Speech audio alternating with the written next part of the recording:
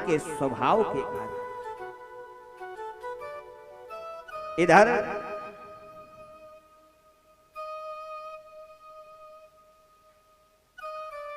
श्री व्यास जी ने वो 18,000 की संहिता, परम संहिता श्री सुखदेव जी महाराज को प्रदान की है। इधर श्री सूत जी कहते हैं कि राजन, महाभारत का युद्ध समाप्त हो चला था।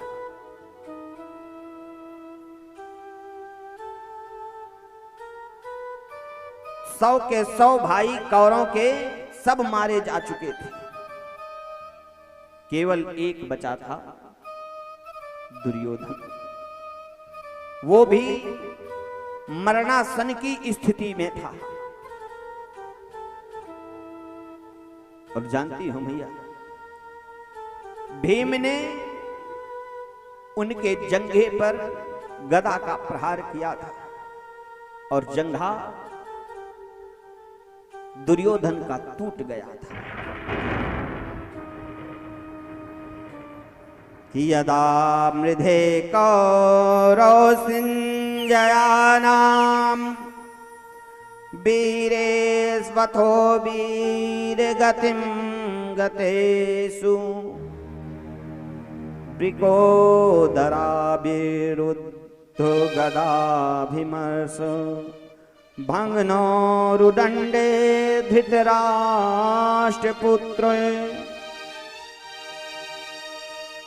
दुर्योधन अपने जंघे की टूटने की वजह से पीड़ा से कराह रहा था। आंखों से अश्रुधारा प्रपात हो रहे थे। और इधर दुर्योधन का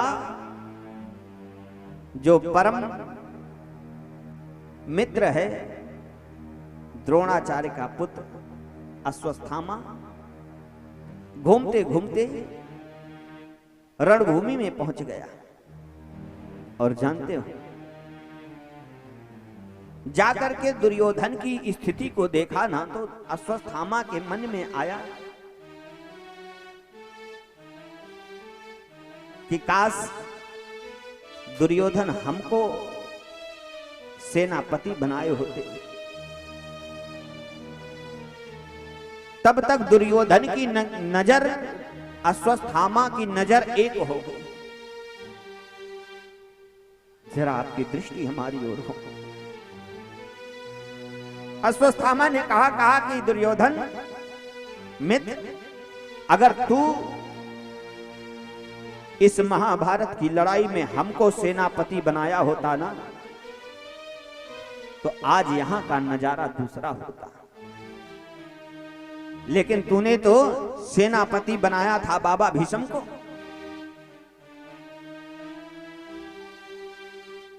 और बाबा भीष्म, जरा विचार करो, एक बार बाबा भीष्म से दुर्योधन ने कहा कि बाबा, हमको एक बात नहीं समझ में आ रही है कि आप हमारी तरफ से युद्ध कर रहे हो या पांडवों की तरफ से युद्ध कर रहे हो। जैसे इतना कहा ना, वैसे भीष्म बाबा चहक पड़े। अरे दुर्योधन, क्या कह रहे हो? अरे युद्ध तो मैं तुम्हारी तरफ से ही कर रहा हूं। दुर्योधन ने कहा, बाबा मेरे 100 के 100 भाई हैं और 100 के 100 भाइयों में से केवल मैं बचा हूं। 99 भाइयों को पांडवों ने मार दिया महाराज।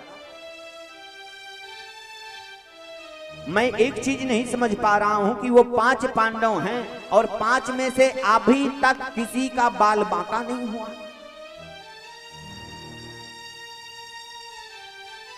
तो मैं क्या समझूं कि महाराज आप हमारी तरफ से युद्ध कर रहे हो कि पांडवों की तरफ से युद्ध कर रहे हो। बाबा भीष्म को क्रोध आ गया।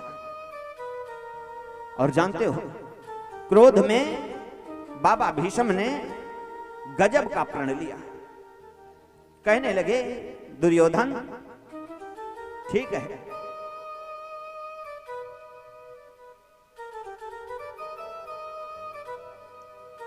कल की लड़ाई में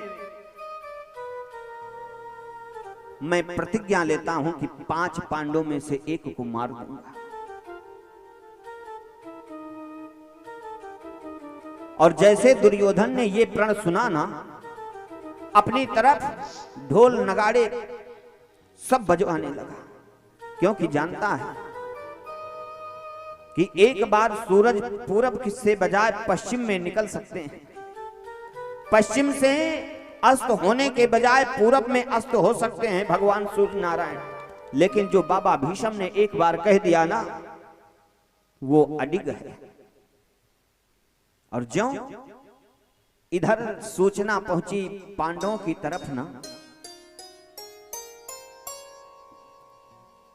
कि कल की लड़ाई में 5 पांडवों में से एक को मार देंगे, तो जानती हो मैया, 5 के 5 पांडव आपस में आकर के गले मिल करके रोना प्रारंभ कर दिया कि आओ भैया, आज गले मिल करके हम आप एक दूसरे से भेंट लें। राम जाने कल बाबा भीष्म का बाण किसके ऊपर संधान हो और किसका प्राण निकल जाए। इधर 5 भैया आपस में गले में मिल करके रो रहे थे, और इधर भगवान कृष्ण कन्हैया पहुंच गए। जाकर के देखा तो 5 पांडव आपस में रो रहे थे। भगवान कृष्ण कन्हैया ने पूछा क्यों, क्या हुआ? धर्मराज युधिष्ठिर ने कहा महाराज जानते हो बाबा भीष्म ने प्रतिज्ञा कर लिया है कि कल की लड़ाई में मैं 5 पांडवों में से एक को मार दूंगा। अच्छा, भगवान कृष्ण कन्हैया ने कहा क्या बाबा भीष्म ब्रह्मा हो गया है? क्योंकि 6 वस्तु ब्रह्मा जी ने अपने पास रखा, 6 विभाग। कौन कौन? कि सुनहु भरत भाभी प्रबल, बिलख कहो मुनिनाथ, हानि लाभ जीवन मरण, जस अपजस विधि हाथ। भगवान कृष्ण कन्हैया ने कहा वो ब्रह्मा हो गया है। अच्छा, प्रण क्या लिया है? धर्मराज ने कहा महाराज कल की लड़ाई में। हाँ? भगवान ने कहा कि कल आता है क्या? हाँ?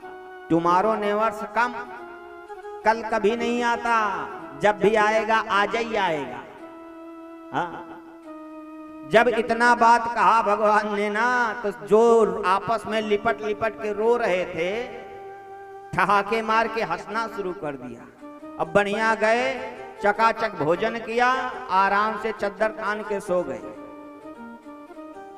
लेकिन जरा सोचो, आप ट्रेन में यात्रा करो, रिजर्वेशन हो आपका, और वहां जाकर के बढ़िया रात में भोजन जो घर से ले गए हो भोजन करो, भोजन खा पी करके आराम से चादर तान के सो जाओ, और जब सुबह उठोगे तो आप अपने गंतव्य की ओर पहुंच जाओगे। लेकिन अगर यही काम ड्राइवर साहब करें तो वो भी खा पी करके आराम से सो जाएं तो, अरे तब तो एक्सीडेंट हो जाएगा, और इतना तगड़ा होगा कि परमानेंट ही हो जाएगा।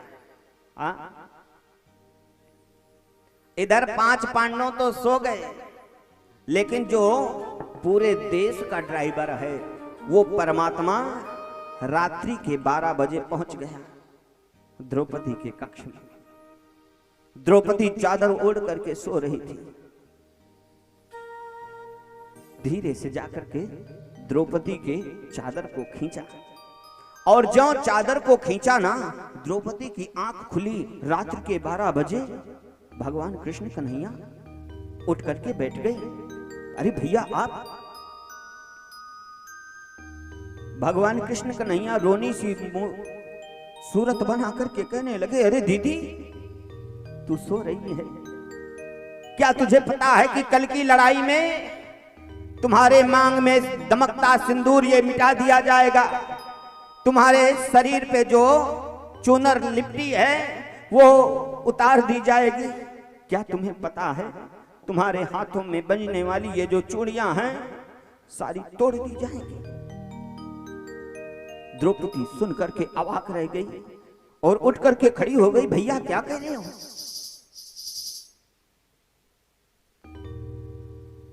भगवान कृष्ण कन्हैया ने कहा कि देवी, क्या तुमको पता है कि कल की लड़ाई में बाबा भीष्म ने प्रण किया है कि मैं 5 पांडवों में से एक को मार दूंगा।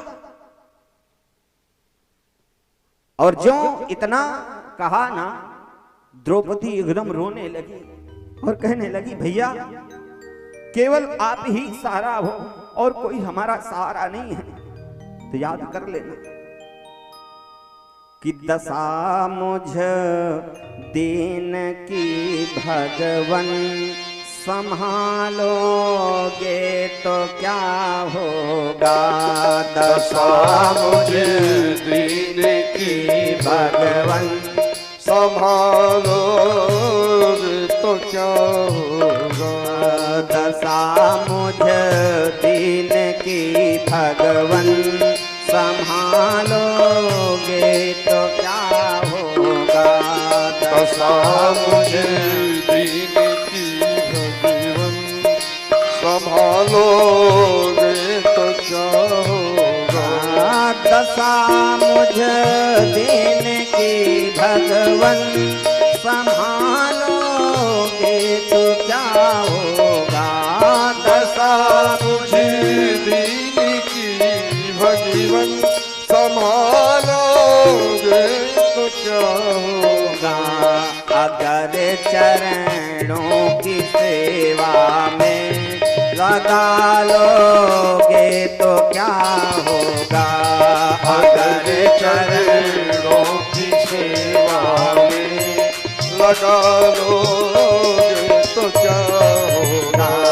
दशा मुझ दीन की भगवन संभालोगे तो क्या होगा। दशा मुझे दीन की भगवन संभालोगे तो क्या होगा।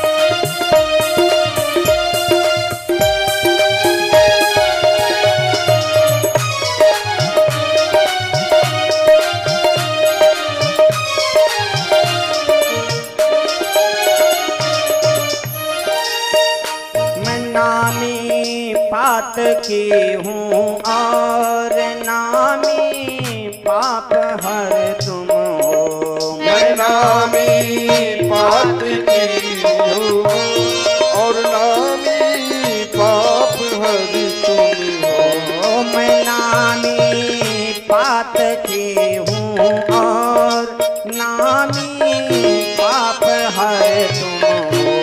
मैं नामी पाप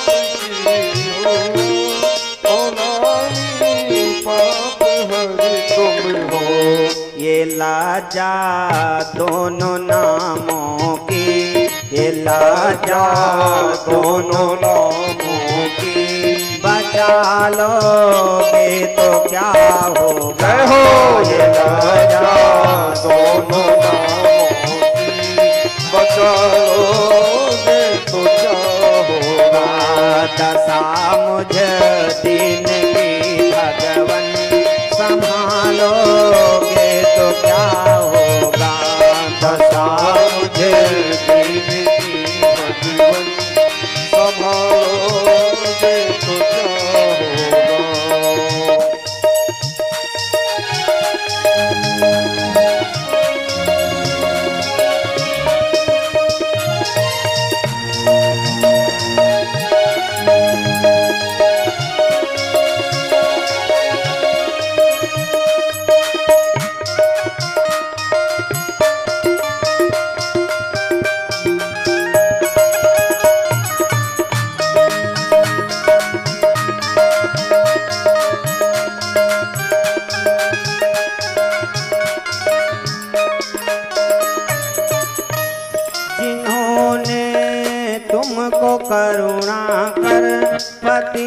पावन बनाया है।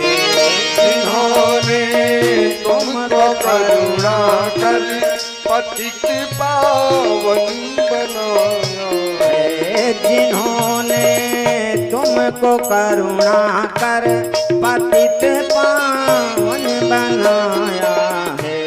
जिन्होंने तुमको करुणा कर पतित पावन बनाया है। उन्हीं पतितों को पावन तुम, उन्हीं पतितों को पावन तुम बना लोगे तो क्या होगा। उन्हीं पतितों को पावन तुम बना लोगे तो क्या होगा। दशा मुझे दिन की भगवन संभालोगे तो क्या होगा। दशा मुझे दीन की भगवन संभालोगे तो क्या होगा।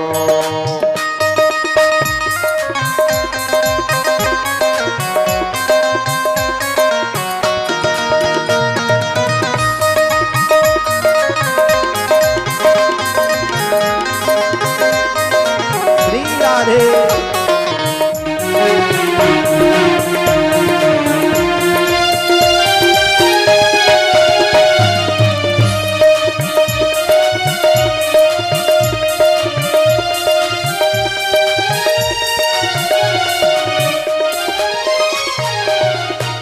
ये दुनिया कैसे कहती है तू मेरा है, तू मेरा है। ये दुनिया मुझको कहती है तू मेरा है मैं तेरा है। ये दुनिया मुझसे कहती है तू मेरा है, तू मेरा है। ये दुनिया मुझसे कहती है तू मेरा है तू मेरा है। मैं किसका हूँ ये झगड़ा तुम, मैं किसका हूँ ये झगड़ा तुम मिटा दोगे तो क्या होगा। मैं किसका हूँ ये झगड़ा तुम मिटा दोगे तो क्या होगा। दशा मुझे दीन की भगवन संभालोगे तो क्या होगा। दशा मुझे दीन की भगवन संभालोगे तो क्या होगा। दशा मुझे दीन की भगवन संभालोगे तो क्या होगा।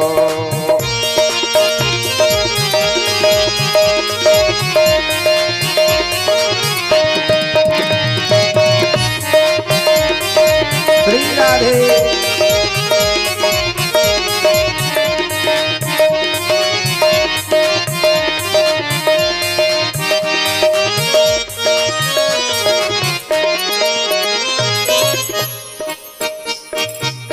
अंतिम बात गजब की कह गई।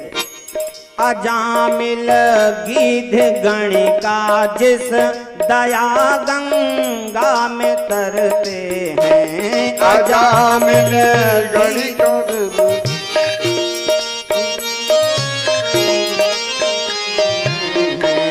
अजामिल गीध गणिका जिस दया गंगा में तरते हैं। ओ अजामिल गीत गणिका दया में उसके तरते हैं। उसी में बिंदु सा पापी, उसी में बिंदु सा पापी मिला लोगे तो क्या होगा। उसी में बिंदु सा पापी मिला दोगे तो क्या होगा। दशा मुझ दिन की भगवन संभालोगे तो क्या होगा। दशा मुझ दिन की भगवन संभालोगे तो क्या होगा। द्रौपदी भगवान के चरणों में लंबा लंबा लेट गई। भगवान कहने लगे, द्रौपदी ये रोने धोने का समय नहीं है, चल। द्रौपदी को अपने साथ लिया। जरा सोचो, परमात्मा अपने भक्तों के लिए क्या क्या नहीं करता। रात्रि के अंधेरे में द्रौपदी को अपने साथ लिया और लेकर के पहुंच गए। अपने शिविर को छोड़ करके दुश्मनों के शिविर में पहुंच गए। लेकिन जरा सोचो, रात की बेला, अंधेरी रात, द्रौपदी अपने पैरों में जूती पहने, चलने की आवाज पट पट करके आ रही थी। तुरंत कृष्ण कन्हैया ने कहा, दीदी ये जो जूती की आवाज आ रही है ना, जैसे इशारा किया, द्रौपदी ने अपने चरण पादुका को निकाला और ज्यों उतारा ना तो भगवान दौड़ करके उस जूती को अपने हाथ में उठा करके और अपने बगल में दबा दिया। जरा सोचो, परमात्मा अपने भक्तों के लिए क्या क्या नहीं करता जी। और रात के अंधेरे में पहुंच गए बाबा भीष्म की कुटिया में। बाहर दरवाजे पे खड़े थे और कह दिया, द्रौपदी जा, वो बाबा भीष्म बैठा हुआ है, जा करके तू आशीर्वाद ले ले। जरा आपकी दृष्टि हमारी ओर हो, ध्यान से सुनना। द्रौपदी धीरे धीरे पहुंची है। आज बाबा भीष्म 4 बजे की बेला, सुबह ब्रह्म बेला थी। बाबा भीष्म के आंखों से झरझर झरझर आंसू बह रहा था। बाबा भीष्म अपने आप को धिक्कार रहे थे। अरे भीष्म, धिक्कार है तुझको। सोच, जिस समय पांडु मरा था, बाबा कुंती रोते हुए 5 बच्चों को लेकर के आई थी, तुम्हारे चरणों में रख दिया था। तू उस समय यही कहा था ना कि बेटी, मेरे रहते हुए इन 5 पुत्रों को कुछ होगा नहीं। और आज एक दुष्ट के कहने पे प्रतिज्ञा लेकर के बैठ गया कि कल की लड़ाई में मैं 5 पांडवों में से एक को मार दूंगा। यही सोच रहे थे, पश्चाताप कर रहे थे और आंखों से झरझर झरझर आंसू बह रहा था। इधर द्रौपदी धीरे धीरे करके पहुंच गई। आज आंखों को बंद किए हुए ब्रह्म का चिंतन कर रहे थे बाबा भीष्म, आंखों से झरझर झरझर आंसू बह रहा था। और इधर द्रौपदी लंबा सा घूंघट काट करके पहुंच गई। बाबा भीष्म के चरणों में अपने मस्तक को रख दिया। कान के माध्यम से आवाज आई कि कोई सधवा स्त्री आ रही है और हमारे चरणों में प्रणाम कर रही है। बाबा भीष्म ने कह दिया, अखंड सौभाग्यवती भव। जैसे इतना कहा ना, द्रौपदी अपना घूंघट उठा करके ठहाके मार के हंसने लगी। बाबा, मैं आपसे एक प्रश्न पूछती हूं, मैं इस वाले प्रण को मानूं कि जो आपने कल प्रण किया था कि कल की लड़ाई में मैं 5 पांडवों में से एक को मार दूंगा, मैं उसको सच मानूं कि इसको सच मानूं? जैसे इतना सुना ना, बाबा भीष्म के पैर तले जमीन खिसक गई। बाबा भीष्म, बाबा ये बताओ, मैं अखंड सौभाग्यवती तभी रहूंगी जब मेरे 5 के 5 पति जीवित रहेंगे, और अगर कदाचित आपने 5 पांडवों में से एक को मार दिया तो क्या मैं अखंड सौभाग्यवती रहूंगी क्या? बाबा भीष्म के पैर तले जमीन खिसक गई। बाबा भीष्म ने कहा, बाप रे बाप, इतनी बड़ी चाल। बाबा भीष्म ने कहा ये मैं बाद में बताऊंगा, पहले ये बता बेटी तू आई किसके साथ, किसके साथ आई? अब मामला फंसा, क्योंकि भगवान कृष्ण कन्हैया और द्रौपदी में कोई करार तो हुआ नहीं था कि जब जाएंगे, जब बाबा पूछेंगे तो क्या बताएंगे। भगवान कृष्ण कन्हैया दरवाजे पे खड़े हैं और द्रौपदी यहीं से पीछे घूम घूम करके देख रही है। बाबा पूछ रहा है किसके साथ, क्या बताऊं? भगवान कृष्ण कन्हैया ने किया क्या, अपना पीतांबर उठाया और उठा करके लंबा सा घूंघट काढ़ा, लंबा सा, और लंबा सा घूंघट काढ़ करके इशारा कर दिया, बता दे दासी के साथ आई, दासी। द्रौपदी ने कहा बाबा मैं अपनी दासी के साथ आई हूं। अच्छा दासी के साथ आई है, हाँ बुला। अब और विडंबना खड़ी हो गई। द्रौपदी ने कहा कि बाबा बुला रहा है, आओ। भगवान कृष्ण कन्हैया ने वहीं से इशारा कर दिया, कह दो नहीं आएगी, डरती है। अच्छा, द्रौपदी ने कहा बाबा वो आपके सामने नहीं आएगी, वो जो दासी है ना वो डरती है। अच्छा, रात के 12 बजे दुश्मनों के शिविर में प्रवेश कर गई, डर नहीं लगा, और मेरे सामने आने में डर लग रहा है। चलो ठीक है, उसको डर लग रहा है, लेकिन मुझे द्रौपदी डर नहीं लग रहा। मैं भी देख लूं कौन सी दासी है जो इतनी बड़ी गणित खेल गई। और बाबा भीष्म जिस आसन पे बैठे थे ना, तुरंत खड़े हुए, और ज्यों खड़े हुए द्रौपदी भी, अब जरा आपकी दृष्टि हमारी ओर हो, आगे आगे द्रौपदी चली जा रही है, पीछे पीछे बाबा भीष्म जा रहे हैं। भगवान कृष्ण कन्हैया ने जब बाबा भीष्म को अपनी तरफ आते देखा ना, तो जानते हो क्या किए? क्या वो लंबा सा घूंघट काढ़े। लेकिन जरा सोचो, वो 2.5 मीटर का पटका, वो 5 मीटर की साड़ी थोड़ी ना बन जाएगा। आगे तो इतना लंबा सा घूंघट, लेकिन पीछे वाला प्लेटफॉर्म खाली रहा। हाँ, बाबा भीष्म ज्यों पहुंचे ना, त्यों द्रौपदी को पकड़ के भगवान घूमना शुरू किए, और ज्यों द्रौपदी को पकड़ के घूमना शुरू किए, इधर बाबा भीष्म भी द्रौपदी को पकड़ के घूमना शुरू किए। 1 बार घूमे, 2 बार घूमे, तब तक दिख गया पीछे वाला। आहा, तुरंत दौड़ करके पकड़ा, और ज्यों पकड़ के खींचा ना, तो जानते हो एक चोरी नहीं 2-2 चोरी खुल गई।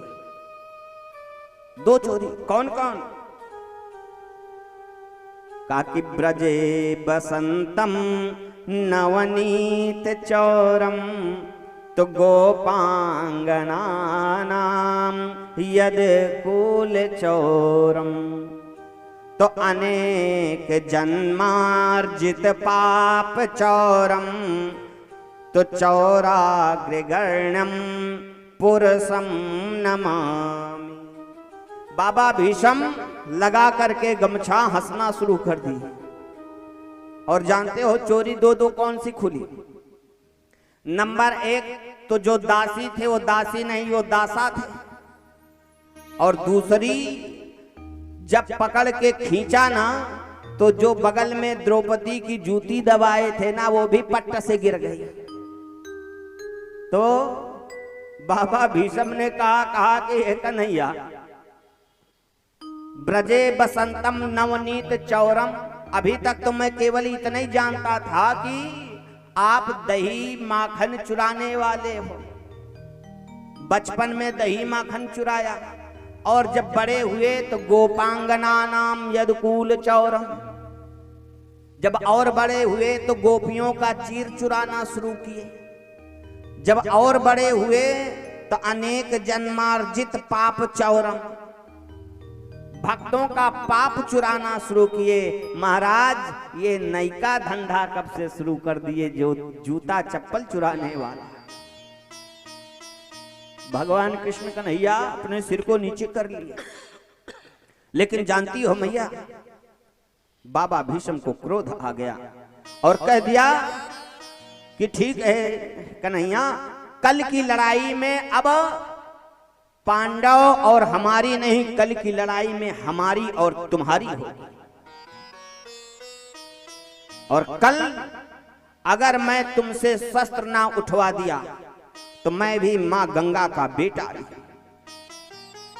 क्योंकि भगवान कृष्ण कन्हैया भी प्रण किए बैठे हैं ना कि पूरे महाभारत में मैं अस्त्र नहीं उठाऊंगा, यही प्रतिज्ञा थी ना। तो बाबा भीष्म ने कहा कि ठीक है, अब कल की लड़ाई हमारी और आपकी होगी। वो भगवान कृष्ण कन्हैया द्रौपदी को लेकर के चले गए। जब सुबह आज भीष्म बाबा अपने रथ को तैयार किया और तैयार करने के बाद आज अपने बाणों में इतना धार लगा रहे थे कि आज तो लड़ाई हमारी और भगवान कृष्ण कन्हैया की होगी। सबसे पहले रथ को सजा करके रणभूमि में पहुंच गए। जरा ध्यान से सुनना। और इधर सारे के सारे योद्धा धीरे धीरे करके आकर के रणभूमि में खड़े हो गए। आए नहीं तो केवल अर्जुन और भगवान कृष्ण कन्हैया, उनका रथ नहीं आया, बाकी सबका आ गया। अब बाबा भीष्म अंदर ही अंदर कांपना शुरू कर दिए कि हे भगवान, मैंने एक नहीं दो प्रतिज्ञा कर लिया है, हमको लगता है ये वाली भी प्रतिज्ञा जाएगी क्या। तो जानते हो बाबा भीष्म कहने लगे कि हमको लगता है कि आज तक जिसने जिसने भी भगवान से प्रीत किया ना, वो कहीं का नहीं रहा। हाँ? कि बैर नाही बाटे तो से, प्रीत नाही बाटे तो से, हानि लाभ नाही पढ़ ले यही काम के। दिनवा भुलाए गैला, नाम नमक हराम कैला, और ब्रिज की ओरी तकिया कबहू ना उलाट के। जब से तुम ब्रज से आए हो तब से आज तक कभी ब्रजवासियों को पलट करके नहीं देखे हो। कि नंद के भुलाए गैला, यशोदा के भूली गैला, और रधवऊ के भूल गैला, पाई राज पाठ के। तो महाराज कि तोह से जो प्रीत करे, वो अपन जिंदगी बेकार करे। धोबी के कुकुर भैले, घर के ना घाट के। महाराज अगर आपसे कोई प्रीत किया ना, तो वो तो धोबी का कुत्ता बन जाता है, ना घर का रहता है ना घाट का रहता है। यही सोच ही रहे थे तब तक भीष्म बाबा कहने लगे कि हमको पता है महाराज कि तोरी यारी में मुरारी हम मारी गए। तोरी यारी में मुरारी हम मारी गई। यारी में मुरारी हम मारी गए। तोरी यारी में मुरारी हम मारी गई। तो यारी में मुरारी हम मारी गई। यारी किया है हरिश्चंद्र ने, यारी किया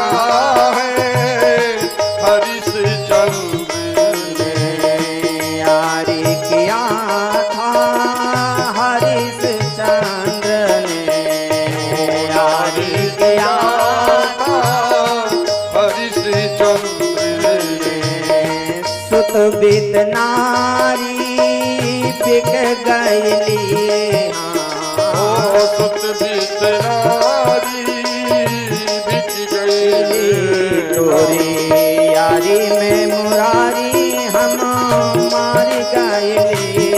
तोरे यारी में मुरारी हम मारी गई रे तोरे यारी में मुरारी हम मारी गई रे।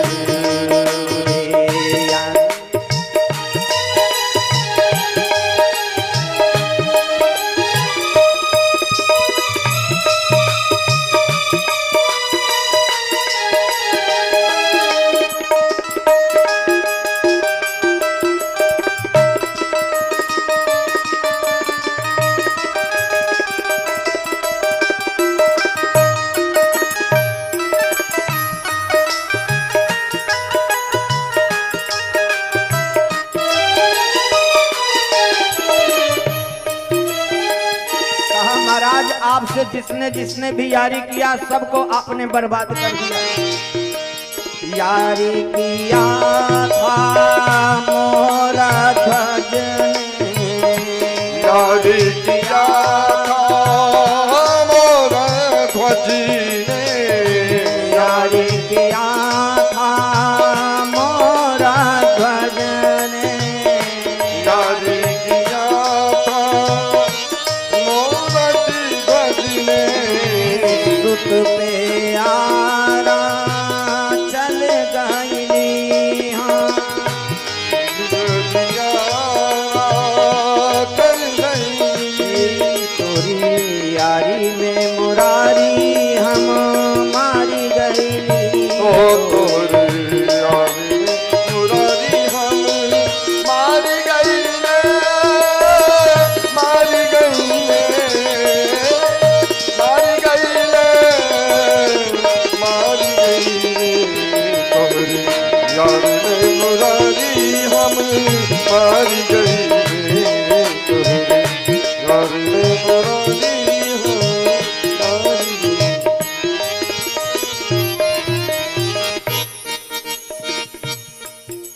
महाराज आपसे जिसने जिसने भी यारी किया था सब बर्बाद हो गए और यही नहीं आपने माताओं को भी नहीं छोड़ा। और किसने यारी किया? यारी किया था मीराबाई ने यारी किया था मीराबाई ने यारी किया था मीराबाई ने यारी किया था मीराबाई ने और प्रभु आपने उनको किया क्या? जहर का प्याला पी गईली हाँ वो जहर का प्याला पी गई मिली तोरी यारी में मुरारी हम मारी गईली ओ तोरे यारी में मुरारी हम मारी गई मारी गई मारी गई मारी गई तोरे यारी में मुरारी हम मारी गई तोरे यारी में मुरारी हम मारी गई। जैसे इतना बाबा भीष्म ने सुना ना तो एक चीज जानते हो ना, परमात्मा इतना दयालु है का कि भक्त बदे महाभारत में बानी सारथी आए रहे जादुराई अपीत पति फाहरे लाहरे रथ हाकत डोर उठाई उठाई और का कि पार्थ से बात करई मुस्काई के लाखी माधव किए सुंदरताई। अब क्या था? बाबा भीष्म को देखते ही भगवान कृष्ण कन्हैया ने एक ही गुगली बाण मारा बस। तो काकी सोचे लगे मन ही मान भीष्म बाण चलाई की ध्यान लगाई। एक कई गुगली में क्लीन बोर्ड हो गए हो जो एकदम ताव खाए बैठे थे कि अगर जैसे आएंगे ना वैसे बाणों की बौछार कर दूंगा। एक ही मुस्कान में क्लीन बोर्ड धनुष बाण फेंक दिए। बाबा भीष्म सोचने लगे कि हे भगवान, इस मोहिनी सी मूरत को, इनकी मुस्कान को देख करके क्या करूं? माला लेकर के इसी छवि का चिंतन करके बैठ जाऊं, जप करूं कि इनके ऊपर बाण चलाऊं? लेकिन जरा सोचो, जिस समय बाबा भीष्म के पास रथ पहुंचा है नजदीक ना, वैसे भगवान कृष्ण कन्हैया ने एक विषाक्त हंसी हंस दिया। और जब विषाक्त हंसी हंसा ना, काकिल्ला पकल भीषण बढ़ल जाले हरिओर, और देवगण पड़ल विमान पड़े फेर में, तो राम जाने रण बीच के कर विजय रही, अब बड़ बड़ बनहा विमान पड़े फेर में। जितने जितने धनुष बाण के योद्धा थे ना, आज सब चकित रह गए। काकी द्रोण पड़े फेर में, तो कौन अचरज जब करुणा निधान, भगवानों पड़े फेर में। आज भगवान कृष्ण कन्हैया भी एकदम चकित रह गए कि इस 90 साल के बुढ़े को देखो जरा। किसी ने व्यास जी से प्रश्न कर दिया कि महाराज, क्या ये जो जोड़ी आमने सामने है ये ठीक जोड़ी है? व्यास जी ने कहा नंबर 1 की जोड़ी है। लोगों ने कहा बा महाराज, जिंदगी भर कलम ही डुलाए हो, कलम चलाए हो, कभी आप रणभूमि में जाओ तब समझ में आता है कि रणभूमि में जवान की जोड़ी जवान के साथ, बूढ़े की जोड़ी बूढ़े के साथ, बच्चे की जोड़ी बच्चे के साथ। लेकिन जरा सोचो, जिस समय महाभारत का युद्ध चल रहा था ना, उस समय भगवान कृष्ण कन्हैया की उम्र कितनी थी जना पता है? 35 साल की। 35 साल के एकदम गबरू जवान थे। भगवान कृष्ण कन्हैया का स्वरूप जरा देखो, आपकी दृष्टि हमारी ओर हो, ध्यान से सुनो। काकी रक्त कपोलन से छलके, और चढ़ी माधव की भरपूर जवानी, लेकिन भीष्म की सिकुड़ी चमड़ी, लेकिन बघवाया भीमानी पर देह बूढ़ानी। भगवान कृष्ण कन्हैया के कपोलों से ऐसा लग रहा था कि अब खून टपका कि तब एकदम रक्त बह रहा, और बाबा भीष्म की चमड़ी जो है एकदम सिकुड़ गई थी। वेद व्यास जी ने कहा नंबर 1 की जोड़ी है, नंबर 1 की जोड़ी जो आज आमने सामने खड़ी है। जरा आपकी दृष्टि हमारी ओर हो। काकी ई तो भाभिषेक गर्भ में बा, और के करे प्राण के चली आगे कहानी, कि आजू खड़ा रण आमने सामने। व्यास जी ने कहा ऊपर से क्यों देखते हो जी, अंदर से देखने का प्रयास करो। कि आजू खड़ा रण आमने सामने, दूध यशोदा और गंगा का पानी। आज आमने सामने कौन खड़ा है? उधर एक तरफ माँ यशोदा का दूध खड़ा है और दूसरी तरफ माँ गंगा का जल खड़ा है। आज समझ में आएगा कि दूध में ताकत होती है कि पानी में पानीदारी होती है।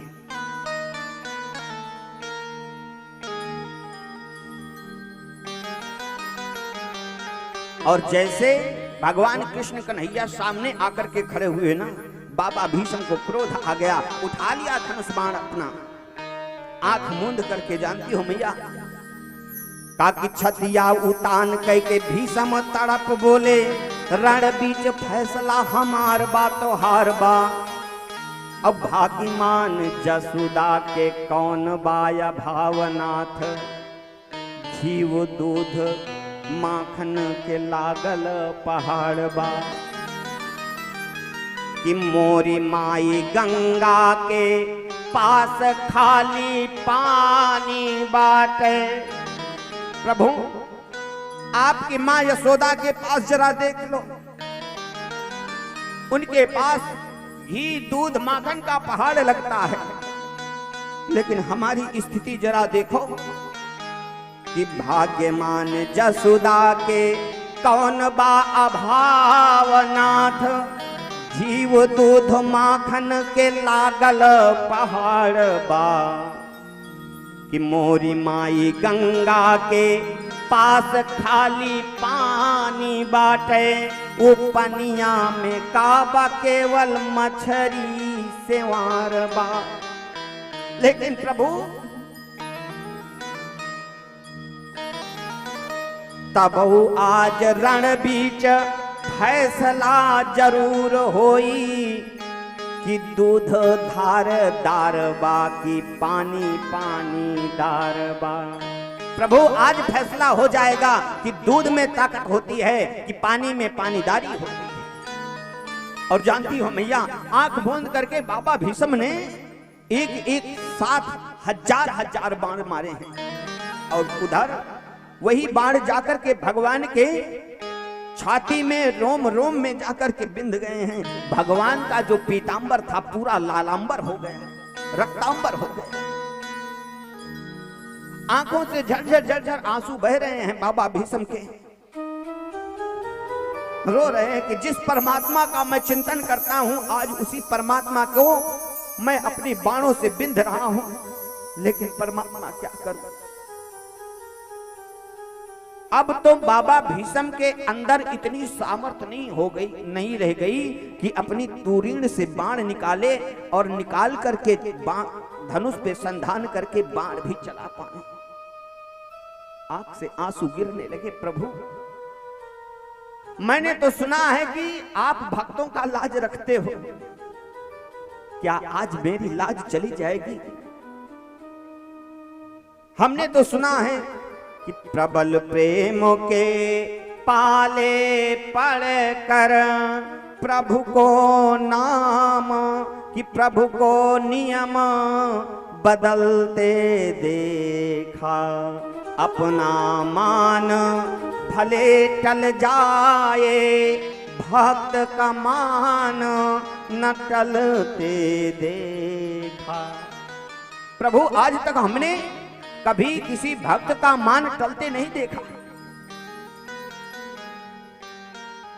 और यही कह करके आंखों से झर आंसू गिरने लगे। और परमात्मा के याद में बाबा भीष्म ने कहा कि एक अर्ज मेरी सुन लो, दिलदार है कन्हैया, एक अर्ज मेरी सुन लो, दिलदार है कन्हैया, एक अर्ज मेरी सुन लो, दिलदार है कन्हैया, एक अर्ज मेरी सुन लो, दिलदार है कन्हैया,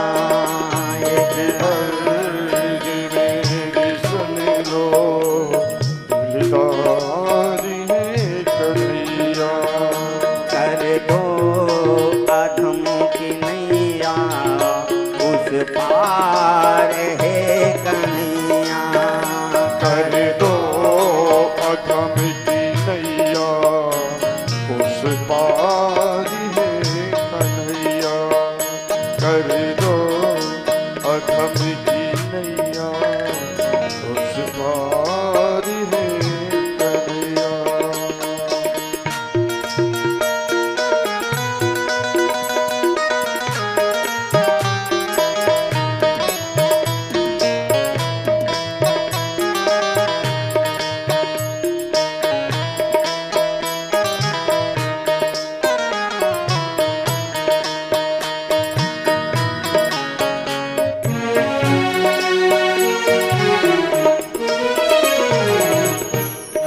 बाबा भीष्म ने कहा, प्रभु अच्छा हूँ या बुरा हूँ, पर दास हूँ तुम्हारा, अच्छा या बुरा हूँ, पर दास हूँ तुम्हारा, अच्छा हूँ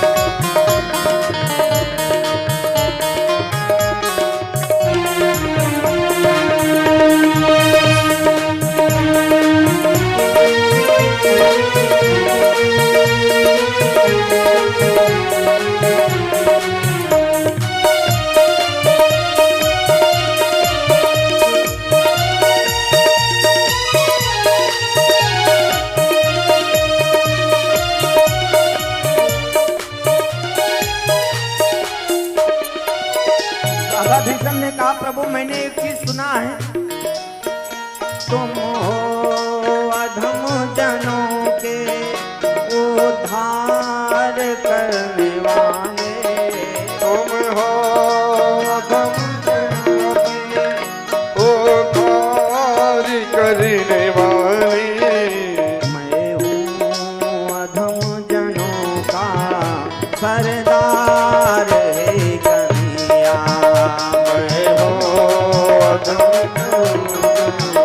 सरदार है कन्हैया, कर दो अधम की नैया उस पार है कन्हैया, कर तो अधम की नैया उस पार है कन्हैया। एक अर्ज मेरी सुन लो दिलदार है कन्हैया, एक अर्ज मेरी सुन लो दिलदार है कन्हैया। आज बाबा भीषम के आंखों में झर झर झर आंसू था। भगवान ने किया क्या, तुरंत रथ से कूद गए और उठा लिया एक रथ का चक्का, और ज्यों उठाया बाबा भीषम ने अपने धनुष बाण को फेंक दिया।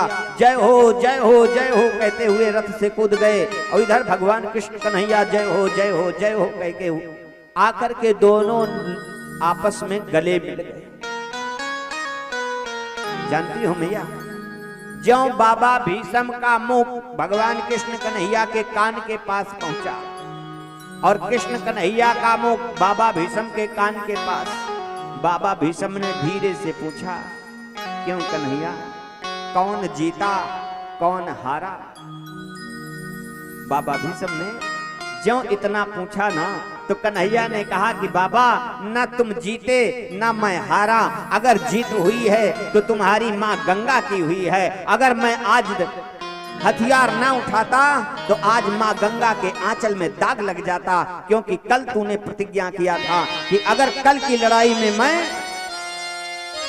तुमसे अस्त्र ना उठवा दिया तो मैं माँ गंगा का बेटा नहीं, अगर आज मैं अस्त्र ना उठाता तो माँ के धवल आंचल में दाग लग जाता।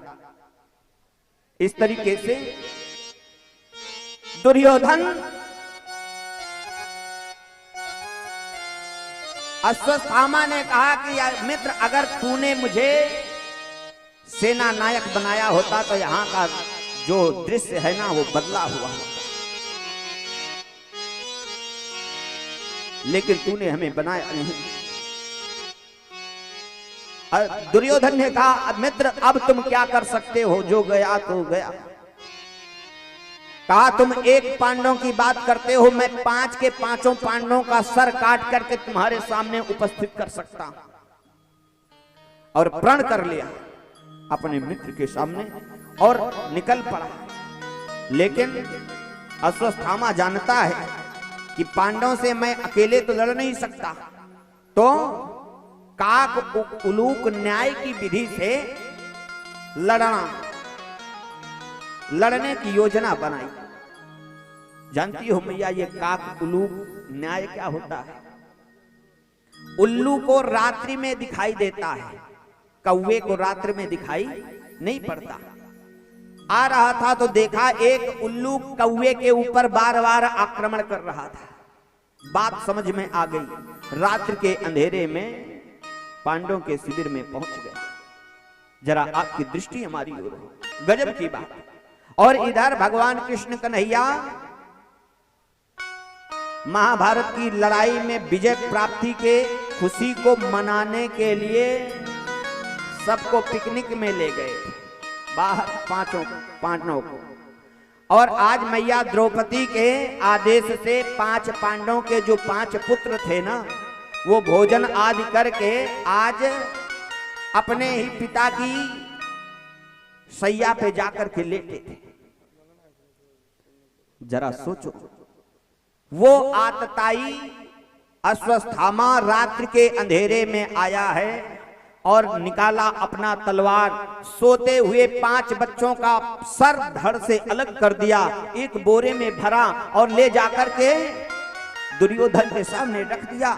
मित्र, तू ही कह रहा था एक पुत्र एक पांडव की बात कर रहा था, मैं 5 के 5 का गला काट करके तुम्हारे सामने ला करके रख